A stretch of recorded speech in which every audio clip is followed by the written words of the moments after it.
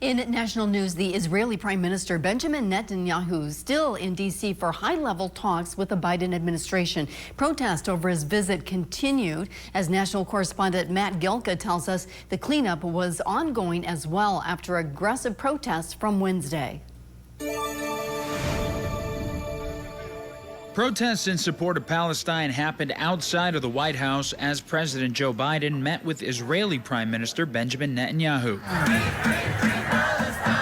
It was the second straight day of demonstrations. As Netanyahu addressed Congress, thousands of mostly peaceful protesters filled the streets. When they hit Union Station, things took an anti-American and anti-Israeli turn. The American flag burned, a Palestinian flag was raised, and some of the graffiti read, "Hamas is coming." A group of House Republicans, including the House Speaker, raised the American flag back up Wednesday night. We believe in this country. It is the greatest nation in the history of the world. It's the strongest, most powerful, most benevolent, most free nation that has ever been. We should stand for that and stand with our allies and stand for freedom. That's what this flag represents. You could see that most of the graffiti had been wiped away after the National Park Service spent most of the day, less than 24 hours later, trying to clean up.